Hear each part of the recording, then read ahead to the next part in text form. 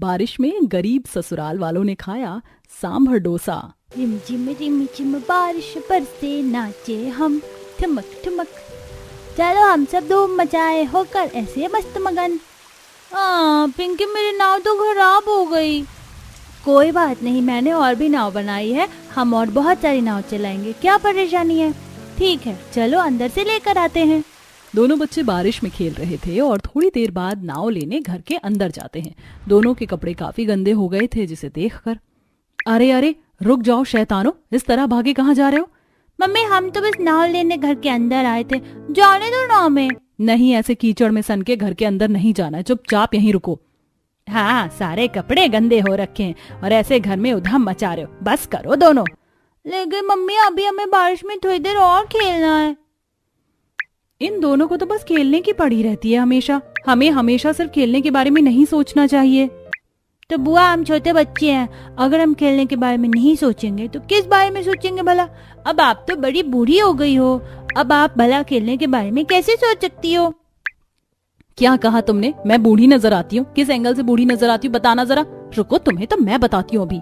इतना कहकर पिंकी बाहर भाग जाती है। मुझे पकड़ कर दिखा बुआ। रिया उसके पीछे पीछे बाहर जाती है। बस इनका फिर से शुरू हो गया। रिया भी इन दोनों के साथ मिलकर बिल्कुल बच्ची हो जाती है।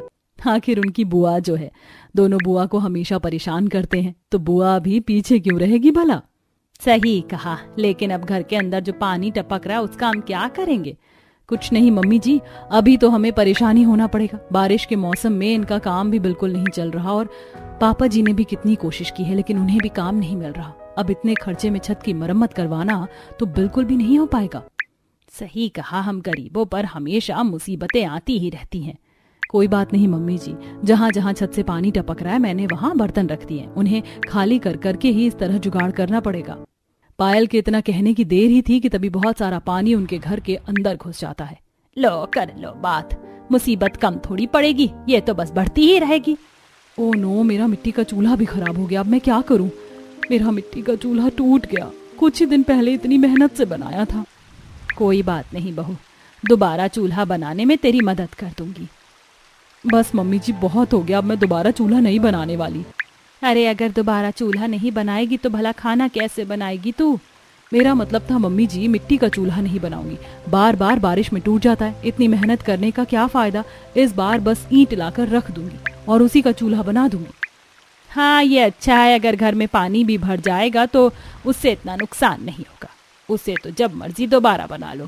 थोड़ी देर बाद पायल बच्चों को नहला देती है। कुछ दिन बाद बच्चे बाहर आंगन में बैठकर खाने का इंतजार कर रहे थे। तभी वो देखते हैं कि एक डिलीवरी वाला बगल वाली पड़ोसन के घर आता है।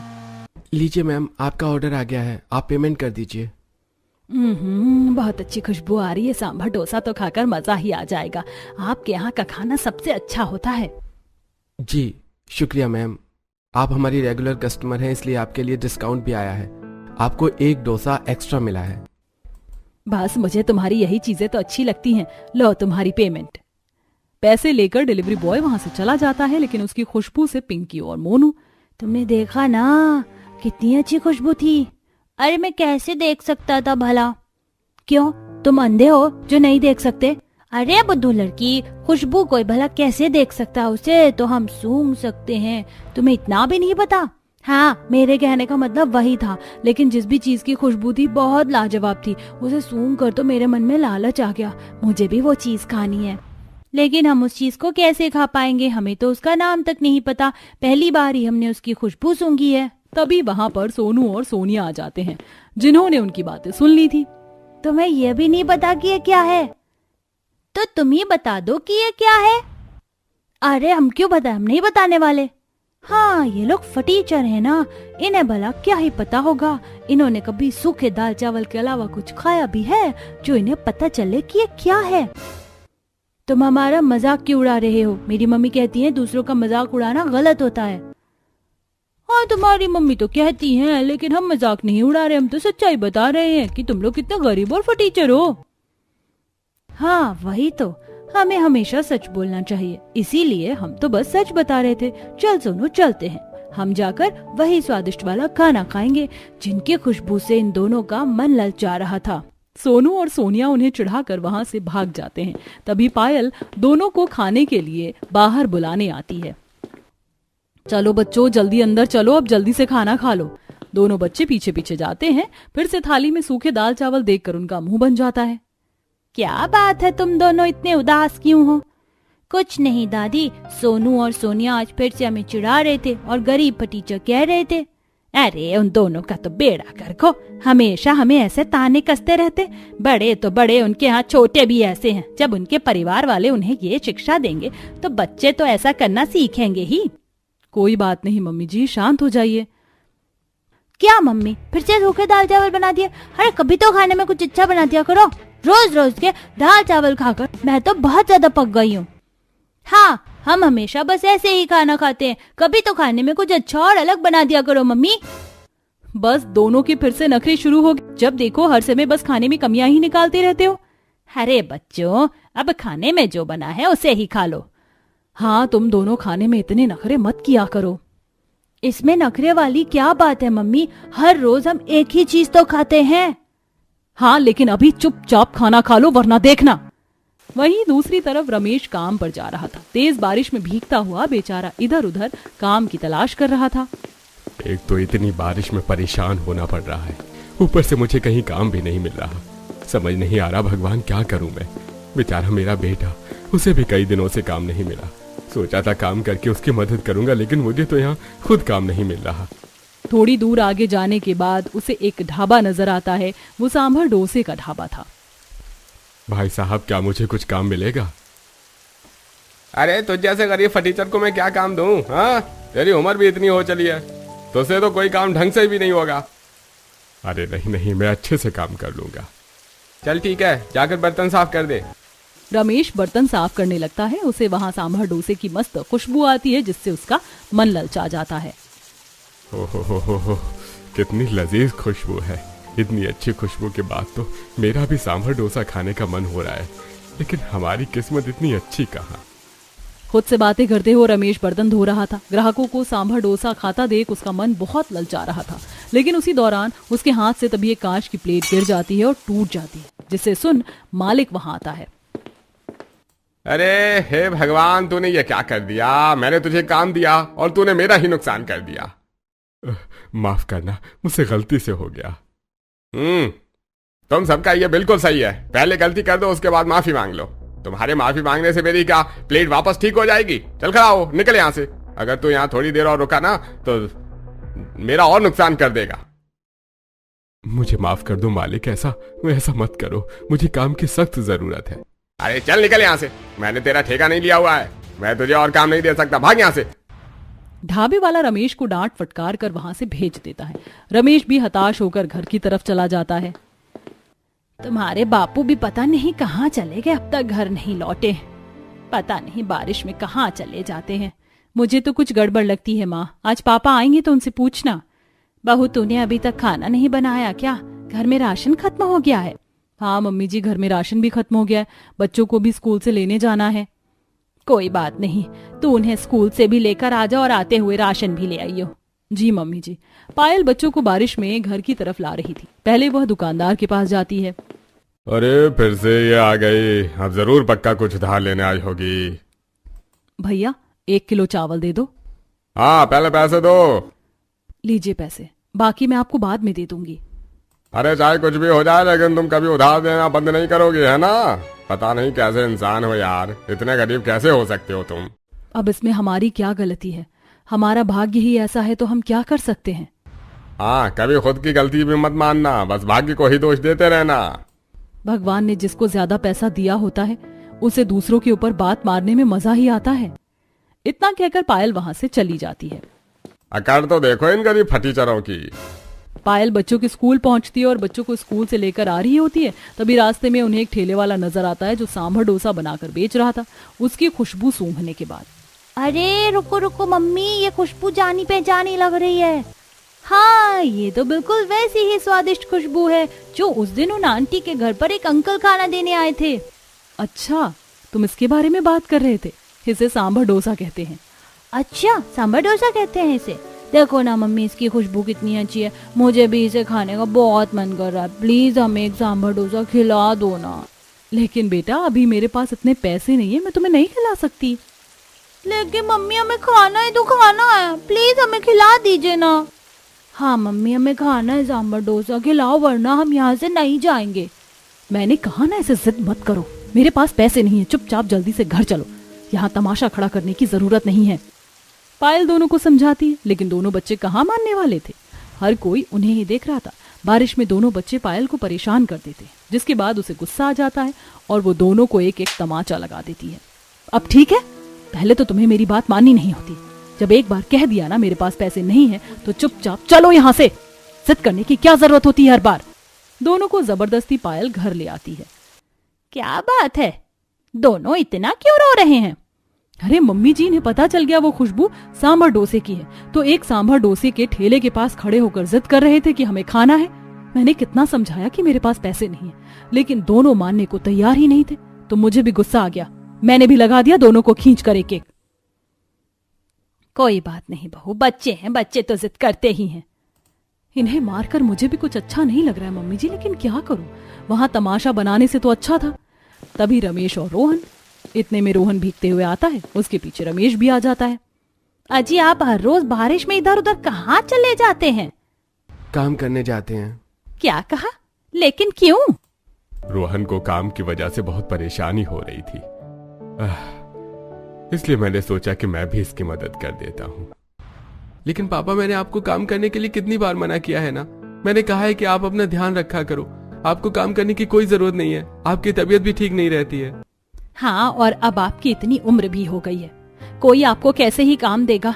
आपको भी पता है कि ये अमीर लोग कितनी बार आपका शोषण कर चुके हैं, काम करवा लेते हैं लेकिन पैसे नहीं देते, फिर भी आप बार बार काम करने चले जाते हैं।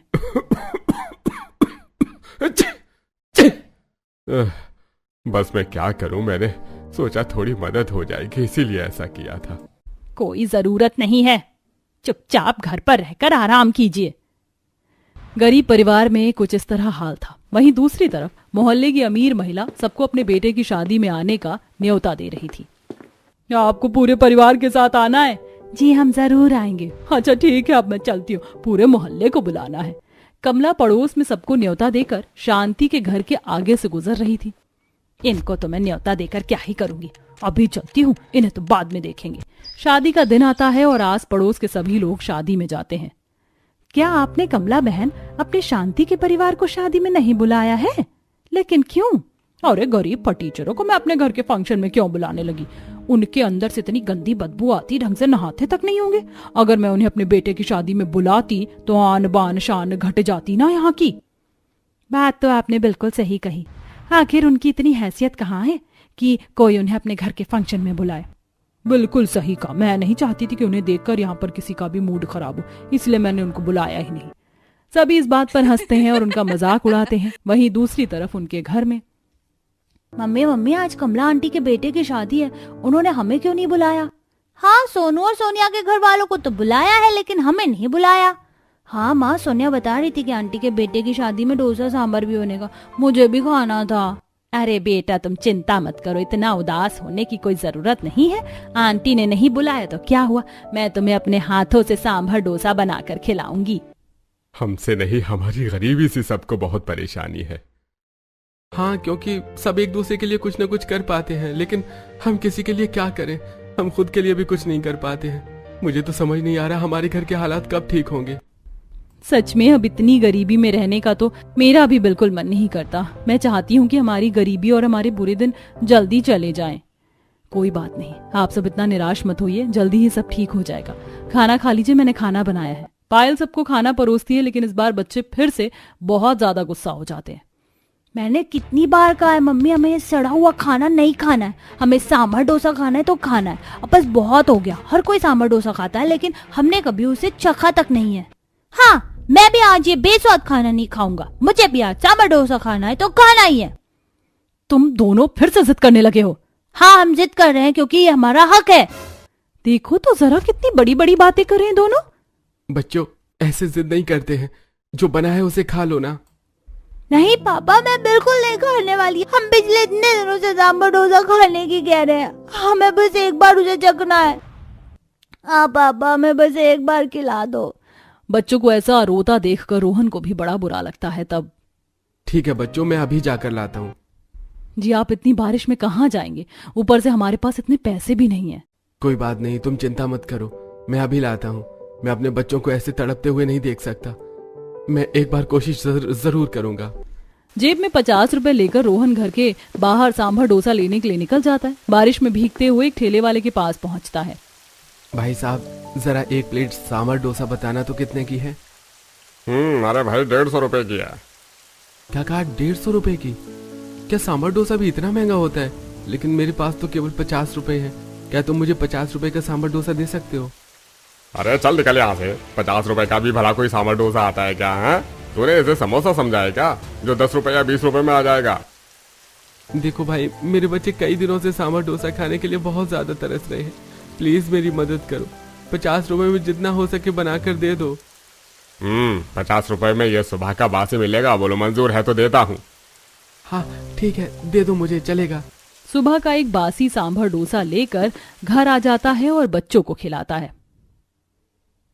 ओह, तो अच्छा ऐसा होता है सांभर डोसा। मुझे तो बहुत अच्छा लग रहा है। हाँ, खाकर तो मजा ही आ गया। मुझे भी बहुत अच्छा लगा। चलो अच्छा है, मेरे बच्चों को कम से कम थोड़ा ही सही लेकिन सांभर डोसा खाने को तो मिला। बेचारे कितने दिनों से तड़प रहे थे। कुछ दिन बाद रोहन बारिश में बोरी ढोने का काम कर रहा था। अरे ओ, क्या कर रहा है? जल्दी जल्दी हाथ चलाना। बस मालिक होने वाला है। हाँ हाँ ठीक है, चल अब जल्दी जल्दी हाथ चला। रोहन बारिश में बोरियां ढोता है। वहीं उसका मालिक आराम से टेबल पर बैठकर सांभर डोसा खा रहा था। ओहो हो, कितना लजीज सांभर डोसा है। ओहो हो, खाकर तो मजा ही आ गया। इतना तगड़ा स्वाद और ऊपर से बारिश का मौसम। ओहो हो। मालिक चटकारे ले लेकर सांभर डोसा खा रहा था। उसे देख रोहन सोचता है, इनकी किस्मत कितनी अच्छी है। इनका जब जो मन करता है वो आसानी से खा सकते हैं, और हमें देखो, हम एक एक दाने के लिए मोहताज हुए रहते हैं। तो फिर से खड़ा होकर कुछ सोचने लगा। लगता है तेरा काम करने का बिल्कुल मन नहीं करता, कामचोर आलसी कहीं का। नहीं मालिक, ऐसा नहीं है, बस ये आखिरी बोरी बच गई है। हाँ हाँ, तो मुंह क्या ताक रहा है? जल्दी उठाकर रख इसे। रोहन आखिरी बोरी लेकर ट्रक में लोड करने उसे ले जा रहा था, लेकिन बारिश की वजह से वहां कीचड़ में उसका पैर फिसल जाता है और वह बोरी के साथ नीचे गिर जाता है। हाय राम, मर गया। मेरी तो कमर टूट गई। बहुत जोर से लग गई मुझे। रोहन को चिल्लाता सुन मालिक वहां जल्दी से आता है। अरे क्या हो गया? देखो ना मालिक, मेरा पैर फिसल गया और मैं गिर गया। मुझे बहुत ज्यादा चोट लगी है। हे भगवान, क्या हो गया? इतना नुकसान हो गया? मेरी बोरी के सारे टमाटर गिरकर खराब हो गए। वह व्यक्ति सिर्फ अपने टमाटर को देख रहा था, जबकि रोहन के पैर में बहुत ज्यादा चोट लगी थी और खून बह रहा था। रोहन जैसे तैसे लड़खड़ा कर खड़ा होता है। अब मैं तेरे पैसे काटूंगा। नहीं मालिक, ऐसा मत करो। मैं अपने सारा काम अच्छे से और मेहनत से किया है, लेकिन बारिश में कीचड़ की वजह से मेरा पैर फिसल गया। घर पर अन्न का एक दाना तक नहीं है। कृपया करके आप मेरे पैसे मत काटिए। मुझे इन सब चीजों से कोई लेना देना नहीं है। अगर इतना ही था तो तुझे ध्यान से काम करना चाहिए था। मैं तुझे सिर्फ 100 रुपए दूंगा। लेने हैं तो लो, बता। लेकिन आपने मुझे 300 रुपए देने का वादा किया था। हाँ, लेकिन अब तूने मेरा नुकसान इतना किया है, मैं तुझे इतने पैसे क्यों दूंगा? ऐसा मत करो। मैंने इतनी मेहनत से इतनी सारी बोरियां उठाकर ट्रक में चढ़ाई हैं। मुझे मेरे हक के पैसे दे दो। इतने पैसे लेने हैं तो ले, वरना निकल यहाँ से। वह व्यक्ति रोहन को सिर्फ 100 रुपए देकर उसे वहां से रफा दफा कर देता है। रोहन बेचारा बारिश में भीगता हुआ लड़खड़ाते हुए घर की तरफ जाता है। माँ, मुझे तो बहुत ज्यादा दर्द हो रहा है। मुझसे तो ठीक से चला भी नहीं जा रहा है। जैसे तैसे करके रोहन बारिश में घर पहुंचता है और उसे जख्मी हालत में देखकर सभी को बड़ी चिंता हो जाती है। अरे बेटा, तुझे क्या हो गया? तुझे इतनी चोट कैसे लग गई? मेरा तो कलेजा मुंह को आ गया है। बता बेटा, तुझे इतनी चोट कैसे लगी? आखिर तेरे साथ क्या हुआ? हाँ जी, क्या हुआ बताइए ना। आपके तो बहुत ज्यादा खून बह रहा है। आप डॉक्टर के पास क्यों नहीं गए? अरे बस सब शांत हो जाओ। मुझे जरा सांस तो लेने दो। सबने सवालों की तो झड़ी ही लगा दी है। हाँ भैया, आप पहले आराम से बैठ जाइए। सब रोहन को चारपाई पर बिठाते हैं। पानी पीने के बाद वह सारी बात बताता है। इन अमीर लोगों का कुछ होता भी नहीं है। ये अमीर लोग आए ही धरती पर इसीलिए हैं ताकि हम जैसे गरीबों का शोषण कर सके और हमें परेशान कर सके, ताकि हमारी नर्क जैसी जिंदगी को और भी नर्क से बदतर बना सके। बिल्कुल सही कहा, इनका कोई दीन ईमान नहीं होता है। इन्हें तो किसी की परवाह ही नहीं होती, बस इन्हें खुद का भरने के बारे में सोचना होता है। कोई बात नहीं, सब शांत हो जाओ। चलो बेटा, पहले हम डॉक्टर के पास चलते हैं। तू पहले डॉक्टर के पास क्यों नहीं गया? पापा, मैं डॉक्टर के पास जाकर पैसे बर्बाद नहीं करना चाहता हूँ। पहले ही घर में अनाज तक नहीं है और मुश्किल से 100 रुपए मिले हैं। मैं इन्हें भी डॉक्टर के पास ले जाकर खर्च कर देता तो हमारे घर का चूल्हा कैसे जलता। लेकिन बेटा, तेरा डॉक्टर के पास जाना भी जरूरी है, तुझे बहुत चोट लगी है। कोई चोट नहीं लगी है माँ, मैं बिल्कुल ठीक हूँ, तुम चिंता मत करो। बस इस पर डिटॉल लगाकर कुछ बांध दो, उसी में ठीक हो जाएगा। मैं लाती हूँ। सच में हम कैसे अभागे हैं, जरूरत के समय 1 रुपए नहीं होता हमारे पास। खाने के लाले पड़े हैं और जरूरतमंद चीजों के भी पैसे नहीं हैं। जिंदगी और कितनी मुश्किल होगी हमारे लिए। कुछ दिन बाद बारिश में एक महिला सामान लेकर जा रही थी, लेकिन वह बहुत बुरी तरीके से फिसल कर गिर जाती है, जिससे उसे बहुत चोट आती है। हाय माँ, मैं तो मर गई, बहुत बुरी लगी मुझे, कोई मेरी मदद करो। कोई भी उसकी मदद नहीं करता। जब पायल ये सब देखती है तो उसकी मदद करने उसके पास आती है। आप ठीक तो है ना आंटी जी? नहीं बेटा, मेरी कमर बहुत बुरी तरीके से टूट गई है, मेरी हालत बहुत खराब है। ठीक है, आप चिंता मत कीजिए, मैं आपको हॉस्पिटल लेकर जाती हूँ। पायल उस महिला को अस्पताल लेकर जाती है। अच्छा हुआ आप इन्हें सही समय पर लेकर आ गई, वरना कमर में गहरी चोट की वजह से ज्यादा दिक्कत हो सकती थी। अब आप इनका अच्छे से ध्यान रखिए। जी डॉक्टर साहब, आपका बहुत बहुत शुक्रिया। डॉक्टर के जाने के बाद आपका बहुत बहुत शुक्रिया, आपने मेरी बहुत मदद की है। हाँ बेटा, तुम बहुत अच्छी हो, तुमने मेरी बहुत मदद की है आज। कोई बात नहीं, ये तो मेरा फर्ज था। तभी वहां उस अमीर महिला की सहेली कमला भी आ जाती है, जो कि पायल के मोहल्ले में रहती थी। पायल को वहां देख वह मुंह बना लेती है। अरे सुमन, अब कैसी है तू? अब ठीक हूँ, इस लड़की ने मेरी बहुत मदद की, अगर ये नहीं होती तो ना जाने क्या होता। मैं इसकी एहसानमंद हूँ।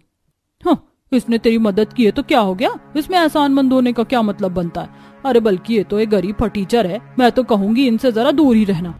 क्या कमला, तुम भी कैसी बातें करती हो? तुम किसी को इतना भला बुरा कैसे कह सकती हो? तुम्हें ऐसा नहीं करना चाहिए। अरे मैं इसे बहुत पहले से जानती हूँ, इसके ससुराल वाले और इनकी नीयत बहुत खराब है। मैं तो तुझे बस सच्चाई बता रही हूँ ताकि तुझे कोई परेशानी ना हो इनकी वजह से। कहीं ऐसा ना हो कि पैसों के लालच में इसने तेरी मदद की हो। इन जैसे फटीचरों से जरा सावधान रहियो। कमला पायल की बहुत बेइज्जती करती है, जिसके बाद पायल वहां से आंखों में आंसू लिए चली जाती है। ये सब देखकर सुमन को बहुत बुरा लगता है और जब वह अस्पताल से कुछ दिन बाद डिस्चार्ज होती है तो पायल से मिलने उसके घर जाती है। अरे अंदर आइए, आप यहाँ क्या कर रही हैं? उस दिन कमला की वजह से सब कुछ बिगड़ गया और हमारी ठीक से बात नहीं हो पाई थी। मैं यहाँ पर तुम्हारा शुक्रिया अदा करने आई हूँ। बहन जी, आप बिल्कुल ठीक है ना? अब तो आपको कोई परेशानी नहीं है? जी नहीं, आपकी बहू की मदद से मैं बिल्कुल ठीक हूँ। पायल बहुत अच्छी है। आप सभी बातें कीजिए, मैं आपके लिए अच्छा सा खाना बना देती हूँ। पायल सुमन के लिए दाल चावल और सूखी आलू की सब्जी और रोटी बनाती है। सुमन खाना खाती है तो देखिए बहन जी, माफ करना, लेकिन हमारे घर में ऐसा ही रूखा सूखा खाना होता है। इसमें माफी मांगने वाली कौन सी बात है भला? इस खाने को खाकर तो मुझे बहुत अच्छा लग रहा है क्योंकि इसमें अपनापन है। मेरे पास तुम्हारे लिए एक ऑफर है पायल, क्या तुम मेरे घर में काम करना पसंद करोगी? मैं तुम्हें बहुत अच्छी तनख्वाह दूंगी।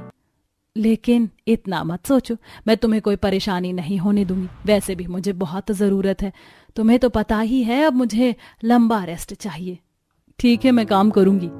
अगले दिन से पायल सुमन के यहाँ काम करना शुरू कर देती। पायल बहुत अच्छा खाना बनाती थी। एक दिन उसने सबके लिए सांभर डोसा बनाया था जो बच गया था। तुम ये सांभर डोसा ले जाओ। नहीं नहीं, मैं ऐसा नहीं कर सकती।